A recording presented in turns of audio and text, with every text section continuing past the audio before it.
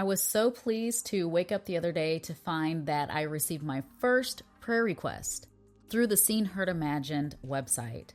And I just want to let Meredith know that I appreciate you watching the show and that all will work out within your soul and for your loved one if you continue to believe, pray, and have faith.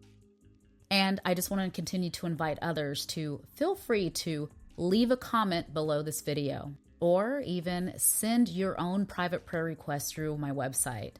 And I'd be happy to receive it to continue praying for you as well. Whether you're a believer, non-believer, we're human beings living a human existence here on earth. I've never for a moment thought I'm not going to go through some tough stuff. God is love. He will never leave us nor forsake us. Even if we don't feel his presence, he is there. So it's a matter of, are we going to abandon him in the times that we're going through this? No human being can fathom what God has prepared for those who love him. Seen, heard, imagined.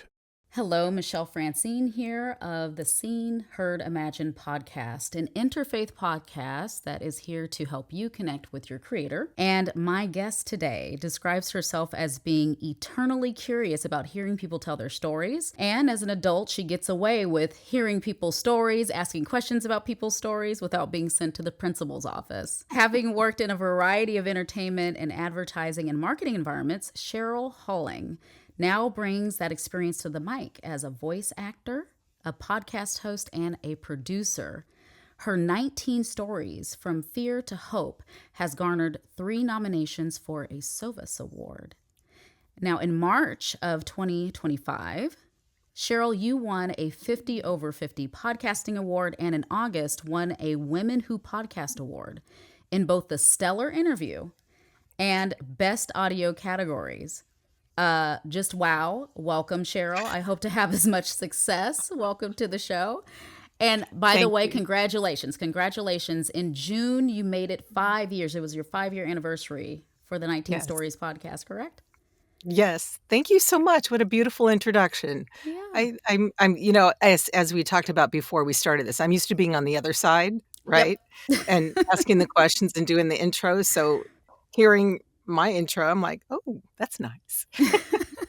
So thank you very much. Yes, Yeah. I'm really honored and so grateful, and it brought me here with you too. Yeah. See, a fellow podcaster, fellow podcaster, and voice actress. Yes, I love that. Now, 5 years with 19 Stories. You also have another podcast that you had started up. What's the name of that one? Yeah, I started that at the end of 23. It's called The Voice Kitchen, where recipes and voice talent blend. Because I wanted to sit down, have a virtual sit down with the voice actor and talk about their favorite recipe, what it meant to them and their family when they prepared it, talk about their career, but also go into something nurturing, because food is nurturing and it's kind of what brings people around that virtual table. And the irony is it's all audio. I would love to someday turning it into a video to where we can show the recipes being made. But right Yes. now, and it's kind of the stepchild podcast, if you will, and that I don't spend as much time with it as I'd like to. Yeah.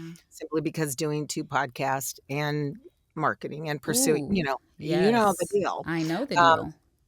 so I haven't given up because, most new podcasts end at, if they're not gonna continue, they end at like 8 or 9 episodes. Yeah. I'm past that. So even though they might be sporadic, I'm still here, still in the kitchen. Right. That's right. You're still creating the content. You're talking about something that everyone resonates with.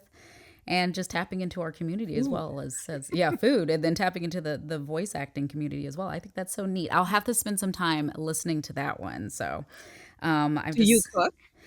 You know what? I do, but I wouldn't call myself, some great chef or anything. You don't have to be. See, that's the thing. When I started it, I call everybody who's my guest a VO chef. But it's really about it from the most simple meals to I've had elaborate cakes being made, to Christy, who we talked about, Christy Harst, who made her holiday hajakas, which are very elaborate, but there's so much meaning to why she makes them and history behind them. So it's really something for everyone. So if it doesn't have to, it could be pudding. It could be Yeah. whatever is your what means something to you. So Yeah. you I have a like think that. about. Yeah, I have things. I absolutely have things that I cook and has a lot of Okay. meaning in my family history. So yeah, I love that.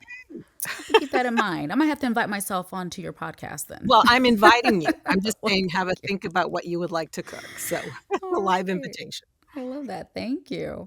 You're Now, welcome. I was wondering about 19 stories specifically. What were your intentions in starting that podcast? Thank you. That's a great question. I had been thinking about another podcast idea for at least 5 or 6 years.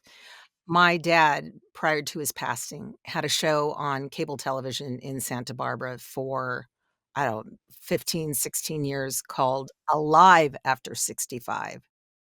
Interviewed people all the way up to 104 and everything in between, people doing really incredible things well into, again, up until, 104. It was a yoga teacher, and she would say, "If you don't exercise, you don't eat." She was from Germany, and that was a horrible accent, but anyway, um, my folks passed very close together, less than 3 months apart in 2009, and I had started to think of doing something as an homage to them because both of them were highly creative and very active. Mom about a year 2 years before she died at 82, my dad about 8 months before he died at 92, and so I thought of thrive after 55 because I was 5 years away from approaching 55 when that happened, so, um, but I sat on it, sat on it, sat on how many times as creatives do we sit on something and think all the getting ready to get ready, all the head noise that we go through, right, about why something isn't going to work, and the pandemic hit, and I knew a lot of creatives who were losing their livelihoods, who were living in great fear. Other people, voice actors, a lot of them did very well because all of a sudden home studios and Zoom, if only we had stock in Zoom, right? Right. Right. Only we had stock in what Source Connect has become now. But, musicians, writers, actors, on-camera actors, a lot of people were dealing with massive amounts of fear in addition to the general public worldwide. And I remember very specifically talking with my husband because as believers, we're not meant to live in fear, right? Mm. We're moved to press on from that. And I said, "It's time to do my podcast." Mm. But thrive after 55 is not the message, right? That would just consider your audience, if you will. That wasn't the message. No one was thriving, except, Mhm. again, there was some voice actors who were doing very well at the time. But I said, 19 stories, COVID-19, from fear to hope. Let's At the time, it really started as an audio journal of what was going on nationwide and worldwide. Mhm. Let's document this time. How is our country in particular dealing with it in the different areas? Because as you know, some people didn't believe in it.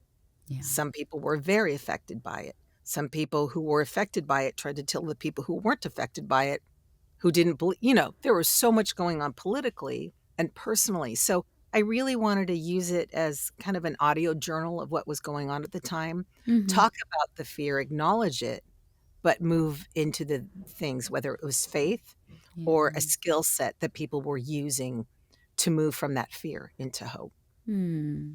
I love that. And how novel was that? And how therapeutic it must have been as Yes, well. yes. Yeah. For me, as well as I think with so many people dealing with fear, who really had an outlet to talk about how it was affecting them. I mean, one of the most poignant, there was a lot of them, a lot of people who joined me early on that I'm so very honored.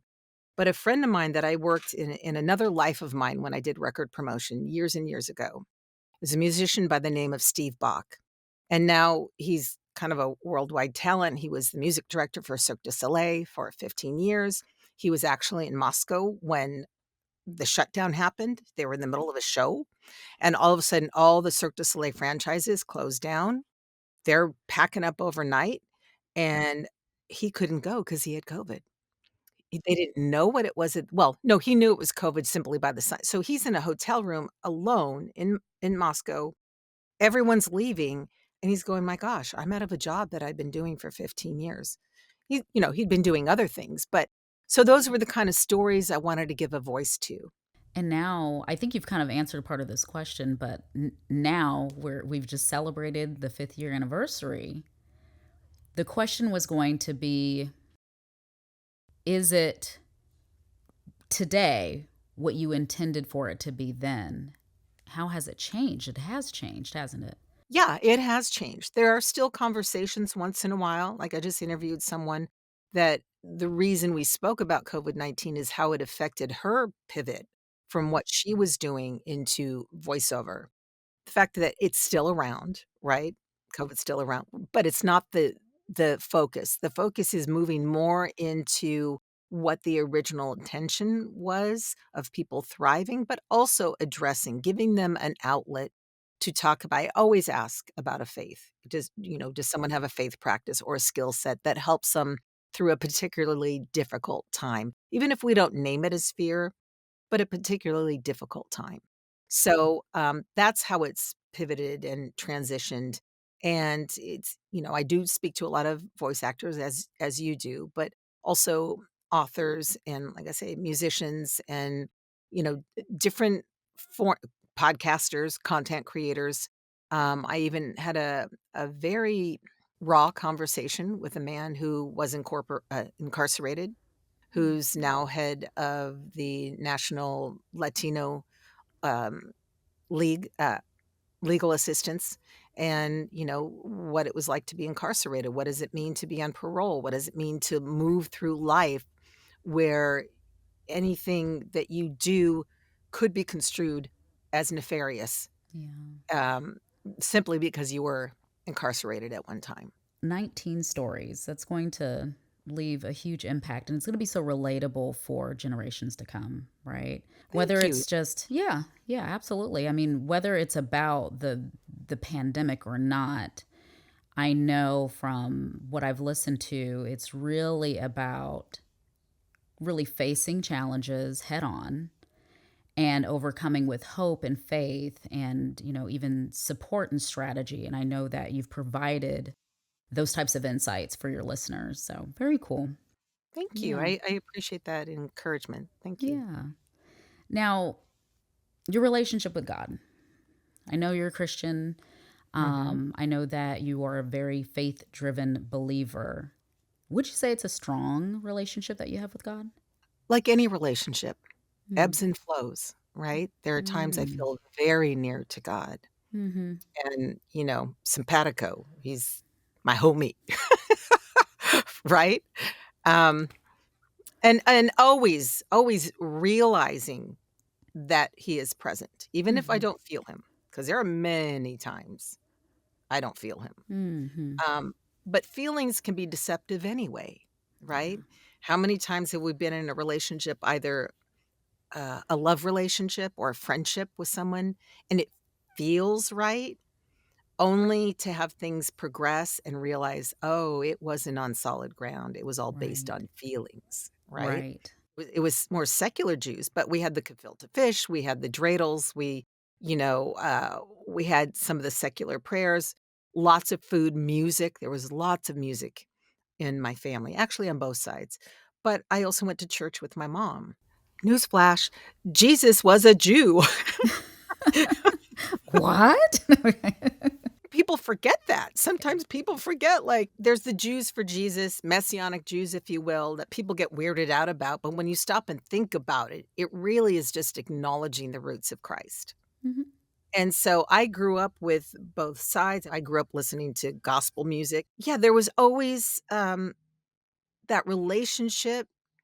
But when it came time in my mid teens of repent or go to hell, it was all about hellfire and brimstone Mm. from my friends that were around me. It was Mm. never about the love of Christ. Now, I'm not saying that we shouldn't be talking about our consequences Yeah. of how we walk our Consequences walk, of sins. Yeah. Hmm. but that's a little bit different. Like, if I came to you as a new friend and all I did was talk about your sin and how you're gonna go to hell, how Hmm. much of a relationship would you wanna have with me? You and I are going to have some problems, Cheryl. We're not going to Right. be kicking it anymore, okay? So It wasn't until I went through some stuff. I mean, not that I didn't in my teens and at home, but really went through my own seeking on my own. And what does it mean to have a real relationship with Christ and finding that out, that I realize it's so much about love. It's so much about love. I on my daily walk, I try and listen to worship music. Sometimes I listen to podcasts such as yours. Well, because it's good time. You got my undivided attention. I may not be, Absolutely. or if it's someone that I'm not, I'll pull out my phone and go, "Ooh, it's a visual attached." So let's look. And by the way, oh my gosh, you have like close to 4,000 subscribers on your YouTube. Yeah, it's crazy. I was just Girlfriend! thank you. It's a beautiful thing, but the trick is having the viewers actually tune in. There's a big difference, right? I think that we are in a society where people love the idea of getting access to information or entertainment or experiences for free, but it's hard to commit because there's so much content out there. I'm sure that your listeners, my viewers, they have a hard time just zeroing in and prioritizing the content that's important for them. Yeah. But thank you for that acknowledgement. It's the beauty of advertising. And I love that the advertising has been working. But ultimately, can we get people to want to prioritize the conversations you have and the conversations that I have? That's the trick, you know. And it's hard. The beauty of now is there's anything you can find, anything you wanna know, really, you can find out. The downside of that is anything you wanna know It's is, available. you know right? And you said it perfectly. I subscribe to things that I've forgotten that I have subscribed to. Same. Yeah. And, I mean, there were some classes that I really wanted to take, I couldn't take. They said, "Look, if you sign up, you'll get the replay," and I've signed up. Have I watched the replay? No, because Yeah. they're so and the but I do know that whether people listen now or later, that's the beauty of podcasting too. Yes. It's evergreen, and Yes. they will listen, but come on, close to 4,000 subscribers? I think I'm up to 19, one for each story. In fact, when I first started, they go, "Are you gonna stop at 19 episodes? 19 stories?" It's you go, "No." It's so, but anyway, congratulations I to you. appreciate that. Thank you. Thank you. Yeah, and thank you for providing those insights into your relationship with God, and also just some background in regards to your spiritual upbringing as well. When I think about people in the earlier years of their lives, we all kind of, I think all of us, get to a point where we might stop to question, or we have those church. I feel like what happened to you with your friends, where all the judgment came in and just constant berating of your actions leading to you going to hell, the brimstone and fire. I call that church hurt. That's what I label as church hurt. It And 'cause it s is, It actually. is. Yes. Yeah, it is, and I believe it's hurt that has been, applied to that person and passed on and passed on and passed on. Mhm. Hurting people hurt people. Yeah. Yeah, exactly. Yeah, exactly. I think that we all get to a point where we question, "Am I really in this? Am I gonna stick it out?" Or we just feel a need to investigate a bit more, and it sounds like you had a season where you stopped and said, "Let me investigate this a bit more." You have all these people in your life, like your mom. It sounds as though you have a beautiful relationship with your mom, and that she was a spiritual leader for you, and she was very involved. That could not have been for nothing. So outside of the brimstone and fire experience, there's got to be something more to that, right? Yeah, and to be clear, that was for a very brief period of time in high school. Let's I wanna be clear about that. That's not saying that there also weren't surrounding messages around that, but yeah, and unfortunately, I knew at the time how strong my mom was in living that example, but I unfortunately, I didn't get it all the scope of it until she left, right? Till she passed, and then it was so clear, her walk and how, she kept showing up in spite of all her stuff. That's a whole other session, That's doctor. a whole other that's a whole other episode. Yeah. That's fair. Yes. Yeah. Yeah. Yeah. Now, for you, was there a season in your life where you just weren't so sure that Father God had your back? Some Mm. challenges that you faced? There's been multiple seasons. I mean, Yeah. we're human. I'll speak for myself because you're asking me. Um, yeah, I mean, even though I know that I know that I know, Mm-hmm. it's different when you're walking through a season or Mm-hmm. you're seeing so much pain and suffering. And, um, I will say for the first 4 years of my marriage, because I got married later in life, Mm-hmm. right? Got married at 46, about to Oh, celebrate my 18th anniversary. So yeah. you do the math, everybody. I'm, not gonna it was, because before we got married, when people would meet us, and I never had this with any person that I was with in my life. People would meet, they go, "You guys are the power couple." And even my husband's best friend, our best man, who passed on literally like 2.5 months after we got married, um, said, "You guys are gonna do some great things together." But from the moment we said "I do" for like 3 or 4 years, and we still go through this still, we're kind of in the middle of a valley right now, but, uh, my uncle died, Dwayne died, the best man, my dad died, my mom died. I mean, we had 3 other people in our circle that died. I mean, literally the bowels of hell opened up, and it made me question, like, we both did, not just me, we both did. Did we do the right thing? Did we miss it? Did we not hear correctly?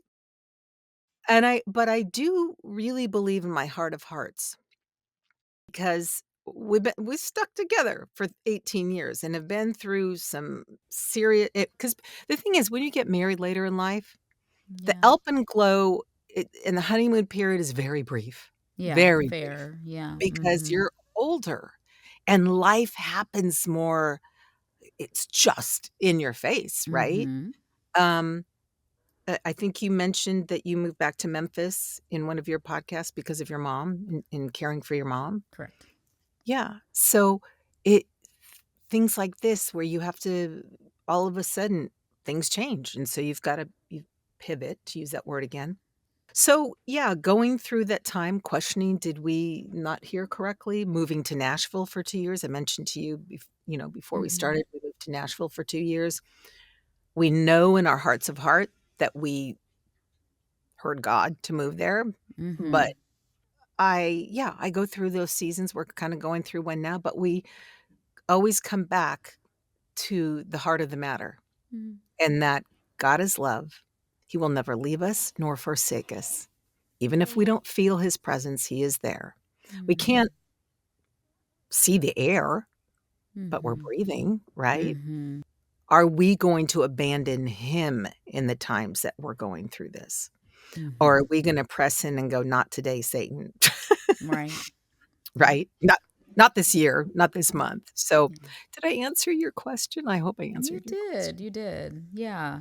I guess as a Christian and as a believer, I never want to set up this premise that, we never have doubts or that we never go through challenges. And also, there needs to be an understanding that though we made this choice to follow Christ, to become Christians, that does not negate us from even thinking that bad things will happen or can Oh, happen or that we oh, aren't going to yeah. have things to overcome. We don't pray things away. We also have these moments where we're just not sure and we second guess and we have to check back in with God and be like, are we sure that we heard what we heard, or was that only you brought this up, was that only a feeling that I had, Mm, or was mm. it a calling or a command that I had that I'm following through with, that my creator asked me to take action steps on? And so I'm yeah, so just glad you said that. mm, Because I've heard non-believers say, "Well, if you're going through so much stuff. I thought you were a Christian." And I'm like, yeah. Yeah, and in fact, I'll probably go through more Absolutely. Yes. because my faith is gonna be tested on a daily basis, more so than maybe yours because you're professing you don't have one. Mm. And and I might be wrong on that. Everybody goes through stuff, whether you're a believer, non-believer, we're human beings living a human existence here on earth. I've never for a moment thought I'm not gonna go through some tough stuff because I'm a believer. The times I question is when I see so much suffering. We live in a time where people are really suffering right now, really suffering on very basic levels, here in the United States, here in our communities, worldwide. But what are we focusing on? How can I, in my daily walk, and I will be the first to say, I stink up the room on a daily basis. I fail and fall right on my face. But how can I, by the words I say, the things I do, maybe the things I don't do, how can I walk out my walk? And I will tell you, I've got one some people call it karma. I just call it God's instant. Some people get away with stuff. Okay. Other Mhm. believers, they'll get away with stuff. Oh, Mhm. no, no, no, no, no. Mine's like instantaneous. Like, seriously, it's like, "Really?" It's kinda like, the parent who doesn't see the eldest get away with sneaking out the Right. window at Right. 12 at night, Mhm. but I even hint of sitting next to the window, and it's like, "Excuse me, what do you think you're doing?" It's like instant. Yeah. So, yeah, yeah, I think that thank you for saying that because I think some people confuse that. They think, "Well, you shouldn't be going through all that." Like, says who? Says who? I mean, the Bible promises that we will no matter what. So, yeah, yeah. Yeah, thank you for sharing that. It's so true. It's so true. We're going to go through and all humans are here walking this earth and they are going to face some things. There's going to be peaks and there's going to be valleys. And declaring oneself a Christian is not going to negate you from those things. But if anything, to me, Christianity certainly provides tools and a community and a source in which one could tap into to make those trials and tribulations a lot easier. So to Yeah, get through. belonging. I think belonging.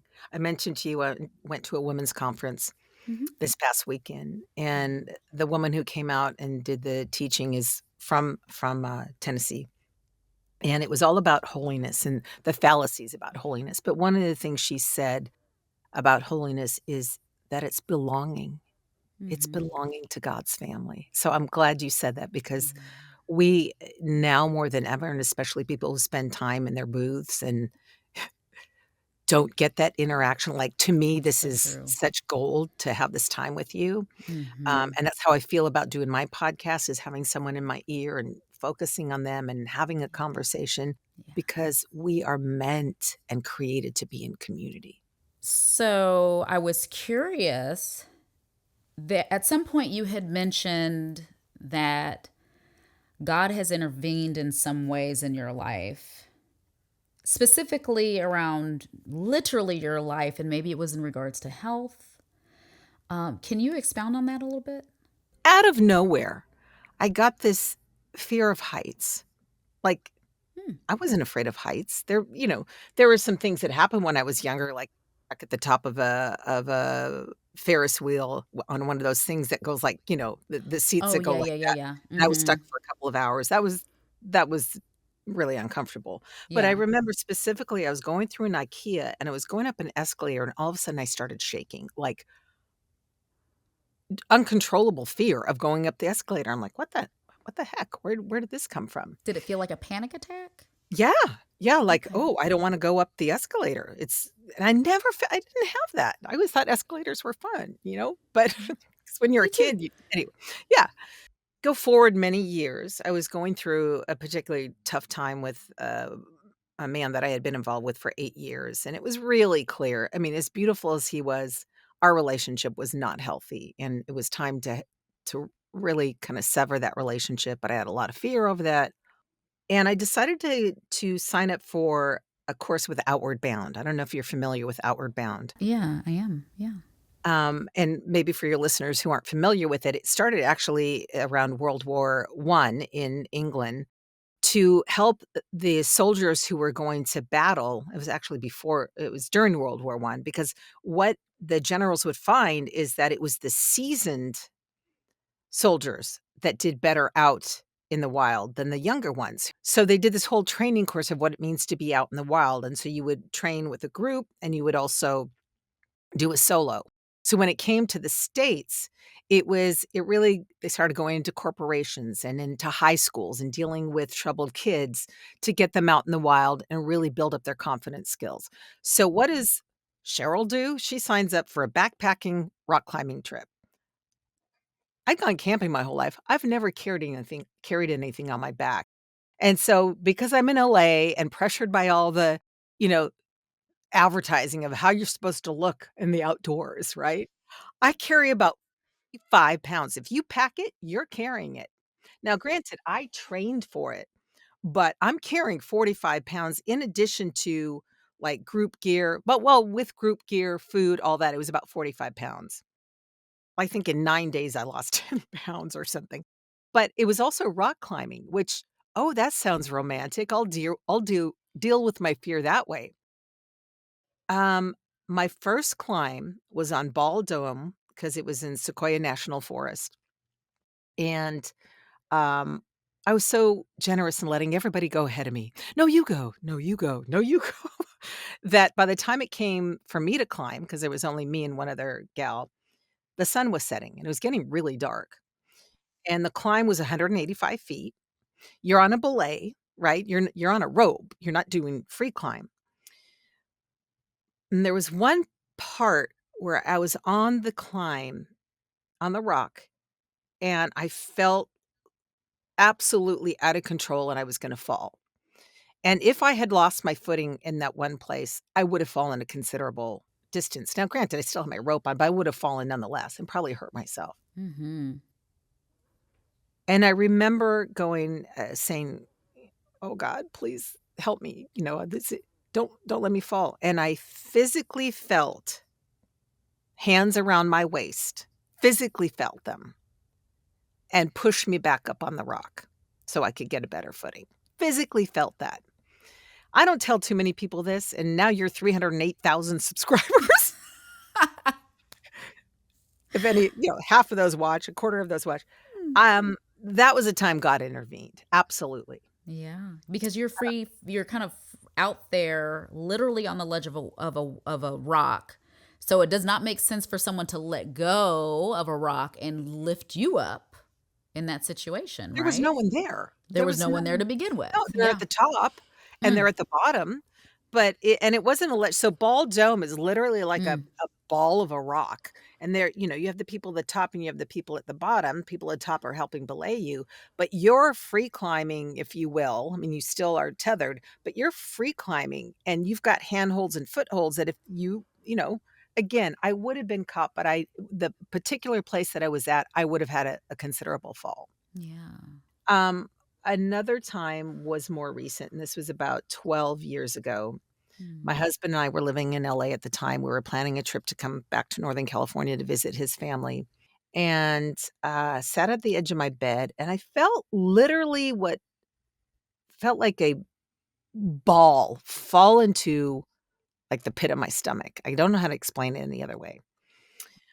Long story short, what happened was I had a fibroid that was the size of a softball fall into my colon wrapped around it, and by the time, there was so much that happened in the month prior to my surgery, and that's where I know God kept me alive. I kn there's no because I was the surgeon said, "You were about 5 days to a week of gangrene setting in, and this would have killed you. This would have taken you out." And the thing is, I had to fight so hard to get that particular surgery, Yeah. and it was a series of little clicks, where that it's only a God thing.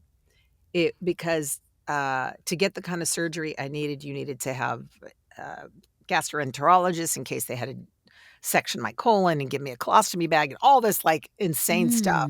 Mhm. And, he said, "It's really good that you had this surgery when you did." So, that was one of the times that I knew. I mean, there was no rhyme or reason that I lasted a month after that happened. Um I wanna pause right there. I'm someone who has experienced fibroids. I had a myomectomy in my early 30s, and yeah, my early 30s, and those doctors said, "We've never seen someone's uterus be so littered." I had them everywhere. So I had And I had them on the multiples. back when they did you That have is it do you so mind if I ask you, No, did no, you go ahead. Let's talk about it. What's that? What was your question? did you have a hysterectomy? No, no, no, I didn't. Um, I really, because I was in my early 30s, I wanted to make sure I saved my womb for the hope Mhm. of having children later in life. And so, but I mean, incisions everywhere, all the way wrapped around. And Oh, so I'm so curious, if you don't mind me asking, no, not at all. you had a ball. Now, was it one of those things where you felt any symptoms before you literally just laying down one day Oh, and yes, yes, and see, okay. this is a good place to say, please be your own advocate. Yep. Please, please, please, ladies and gentlemen, if you are experiencing symptoms, we know our bodies, right? I mean, we don't always pay attention to it, Yeah. but Yeah. we know our bodies. We know now I had a history of fibroids my whole life. Okay. Ovarian cysts. Well, they called them, Mhm. ovarian cysts, and they were always on my ovary, and I had horrific cycles, like pass out, like Yeah. whole 9 yards, just did you have that as well? I didn't. It was just once I hit my early 30s, that's when symptoms started, but yeah. Okay. Mhm. Um, so for 5 years, it seems to be a theme, 5 years starting my podcast, 5 years, I kept going to the doctors going, "Something's not right, something's not right." And they did, ultrasounds, they did MRIs, it said, "Oh, you've got ovarian cysts, it'll come off, your next cycle, don't worry about it." I'm like, "It hasn't come up," but literally for 5 years. So, the week it presented itself, I was really feeling odd. I was like, "Just something doesn't feel right," and so what it wasn't on my ovary, it ended up being on my uterus. So, what they call it was a pedunculated, which means so here's your for the gentlemen who are tuning in, look, this will help you though. No, seriously, for the women No, in your life really. to be Yes. aware of, so Yes. your uterus and what happens is it grows off on a stem, much like a piece of Mhm. fruit, and Mhm. it's here. So here's the fibroid, Mhm. and what it means when it pedunculates, if you will, is that it fell. It was so heavy and dying that it fell. So Wow. when it fell into my colon, Oh which my goodness. drinking, eating, breathing. Um, the only analogy I could give, I've never had childbirth, but if I had it, it would probably feel like childbirth through your nostrils. That's how painful it was. Aren't Honey, you glad you tuned in, ladies and I'm gentlemen? so glad you all tuned into this episode. The Let's record. talk about uteruses, huh? Yes. So, yes, I did have symptoms, but Okay. instead of insisting, where I did insist was that uh, getting a second opinion after this guy almost killed me, that Mm. anyway, so much involved, Mhm. we don't need to get into that, but, Mhm. I know God was in the midst of that because, Yes. uh, I'm here. I'm here to talk. Absolutely. Absolutely. Yeah. Thank you for sharing that because things like growths and cysts and things like that, they're kind of insidious in my opinion. I get my regular checkups and everything and have recently gone through some fertility research and have been led to be disappointed even though I'd been told you're good, you're good, you're good. There's so many things.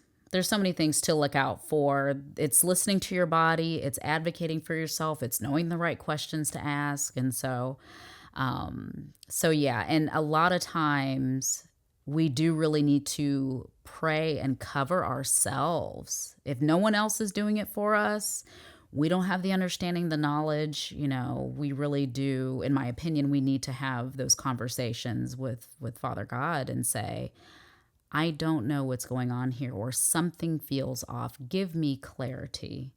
Give me, yeah, and discernment. See, my mom died of ovarian cancer. So when this happened, um, I mean, they took everything out, full disclosure, they took everything out because, they were just gonna take the ovaries, and I'm like, "No, take" excuse me, it's a good thing they did because I had other ones growing all I had a farm. Yeah. Right. Yeah. But you hit the nail on the head, is, getting back to why we're here is just praying for discernment about everything, right? Mhm. Um, and in our busy lives, we don't always think to do that. We're like, "Oh, I got it." Nope. Mhm. I got it. I'll pray to God when I want him to heal me and turn it around, but no, pray to God about discernment because it's that gut check. Like, there were certain doctors, I had a gut check that, "Mm-mm, uh, you need to go elsewhere." And if you get that, Mhm. pay attention to it, right? Absolutely. Yeah. So, yeah, thank you for asking me Mhm. about that, and I hope that you're doing Yeah. better now. Really, Yeah, thank really you. hope that okay. I appreciate that. Thank you. Thank you. Now, just to kind of wrap things up here today, You don't wanna talk from about your uteruses? Cheryl, this We're just podcast is getting not started. about vaginas. It No. is not about vaginas. Oh We my are so gosh. sorry. We are okay. Anyway, Alright.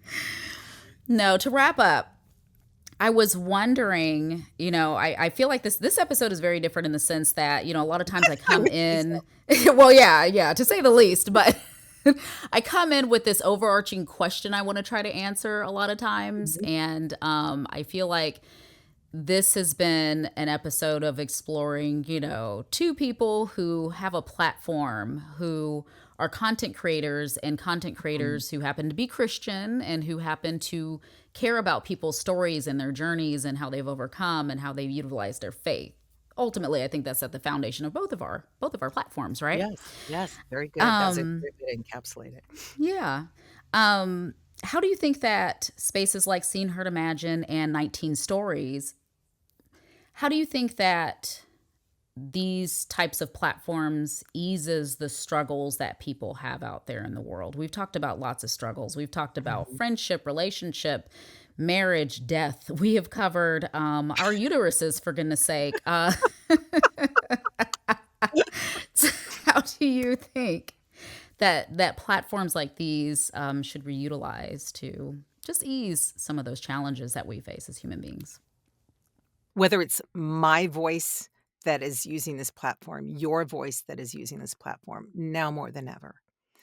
Because, you know, with newspapers and radio stations and outlets that people, especially local outlets that are disappearing more and more and not having we talk about community. And that's a place where people used to, you gather in a coffee shop or you gather at a local, in church, after church and, you sit down for a meal and you share the local news, you share what's, the concerns, the celebrations, what have you. I think they're very necessary. And as far as my platform, I've heard from people that, "Wow, I listened to your podcast, and it was exactly the message I needed to hear from your guest." Or you said one pearl that I took throughout my day and my week, and it helped with that what I needed. And I've heard it on yours. I mean, like I said before we started, Marion Mills and Christy Harst, and listening to them together, my God, those women spoke my heart. A lot of what I've experienced if I didn't know them, but I still tuned in and heard that, I would feel like, "Ah, I'm not alone. There's other women, there's other believers, there's other people speaking about their faith." And at a time when we're being canceled in so many ways, won't get into politics, but at a time when we are being canceled and women's rights are being diminished in so many ways, and, history and stories are trying to be rewritten. My one thing I didn't mention is my father and 2 uncles fought in World War II against the Nazis, and they're Jewish, right? Their stories are important, and I got to hear them from their mouths. Our stories and your guest stories are important because it is gonna be the thread that weaves these times together in a way that maybe something else won't. So, I'm more encouraged probably than ever, even though I go through slumps where I don't put like I've got a couple of podcasts in the that I've recorded that I'm just now starting to edit because I just needed to take a break. But, I hope that answered your question. I do think your platform, I love the name, Seen, Heard, Imagine. No eye has seen, no ear has heard. I don't know where you got the name from, but, n n no, forgive me, I'm getting it. That's okay. It's wherever imagine comes from, to Right. imagine the largeness and the vastness of God and Christ in our lives. Mm-hmm. We really have even in all his glory, in all its colors, all his majesty here on earth, we still can't imagine Right. his Mm-hmm. beauty and his love because it's so huge. Yeah. Absolutely. Absolutely. No, you did answer my question. Thank you. Yeah. You're welcome. Well, I would love for people to be able to learn more about you, your podcasts. Like, what's the best way for viewers to check out your platform? Well, my website for voiceover, and I have 19 stories. All my episodes of 19 stories are also accessible via cherylholling.com. That's the easiest way. If anybody wants to reach out to me for voiceover, that's a great way as well. Or there's 19 stories at Libsyn.com, thevoicekitchen.libsyn.com. And I'm at Cheryl Holling VO on Instagram, which I tend to, I love LinkedIn for business and I like Facebook, Book of Face, but Instagram seems to be my jam lately. So Cheryl Holling VO at Cheryl Holling VO. So Okay. That's my favorite way to reach out to you personally. So I yay. agree. Yeah, Instagram's where it's you've at. done good. Oh, well, Miss Cheryl, if you could pray for my next guest, Mm, knowing nothing about them, mhm. what would you pray to God for on their behalf? I happen to know that you were gonna ask that question because 'cause I've Hmm. listened to your podcast. Well, I have a prayer that I love, and we're not supposed to embellish God's word, but I have customized this prayer for myself and my family. I'll read it as it exists in, 1 Chronicles 4:10, and that is, "Oh, that you would bless me indeed and enlarge my territory, that your hand would be with me, and that you would keep me from evil, and that I may not cause pain." And when I pray that over my family and friends, I embellish it by saying, "Oh Lord, that you would bless me and my family indeed, that you would expand and enlarge our territory mentally, physically, spiritually, emotionally, financially, relationally. Have me go where you'd have me go, be who you'd have me be, say what you'd have me say, and that the words of my mouth, the meditations of my heart, the actions and reactions of my body would be pleasing and acceptable in your sight." Mm, I Um, like that. so if I like anyone's taking notes, I know I said a lot, but, and I find when I do remember to pray that, more often than not, peace and the people around me are finding some peace. So Mm-hmm. I need to get it was really good that this is a question you asked was I'm like, I need to revisit that more and do that more Yeah. on a daily basis. So, Yeah. Yeah. There's so many things that I either forget to say or I'm in the rush. And so something else takes precedence. And it's okay. It's okay. I feel like the right words and the right prayers come up as they're needed. And even when mm, we're prompted mhm. to remember, that's just God being like, nudge, nudge. This is something you might need pretty soon, to Yeah, cover everybody the way you just did. That was really nice. Thank you. Thank you you're very welcome. much. Yeah. So my previous guest had this to say to you. Okay. God has blessed you. I like this one because it's so fitting to you. Am I gonna cry? I feel like I don't I feel know. like I'm Please gonna don't. cry. Oh gosh, I Marion feel already got tears me already. going last time. So just ooh, just I can't take anymore. I'm prepared with tissue though. Cheryl, Mhm, God has blessed you with the words to say on this podcast, and that what you say is going to challenge you, and mhm, that's not a bad thing because being challenged means that we have an opportunity to have the best be brought out in us. Mm. So Mhm. whoever listens to your words, my previous guest hopes that those words will take root in the hearts of those listeners and cause them to think and really pursue a relationship with God, to step out in faith and learn about who God is, and not what the church says about Woo! God, but what our sacred text says about God for true connection. And may your words, Cheryl, edify those who hear them. Yeah, That's so beautiful. fitting. That's Yeah, beautiful, and I wanna thank whoever said that. I wanna yeah, thank whoever prayed that for me. That's beautiful. Thank you. I receive that. I yeah, receive it. that's right. Take it in. Oh, thank you so much, Cheryl. Thank I you. really hope and pray that you continue to create your podcast content. I know for me, starting Seen, Heard, Imagined was really about creating positive content to wash out all Mhm, the other stuff that we see in the mhm. news, on social media, in the newspapers and magazines and what have you. And I believe that's something that you're doing. And so I just wish you well in that continued endeavor. So Thank you. Thank you so much, and I'm gonna be calling you, get your recipe ready. yes, ma'am. I will get it ready. Thank you Thanks, so much. Cheryl. Does your soul feel ignited by what you heard today? Then show your support by clicking the subscribe button on the YouTube channel or follow our page. You'll receive alerts when new content is available and stay informed of any special contests or giveaways held by this podcast sponsor. Thanks for watching and listening.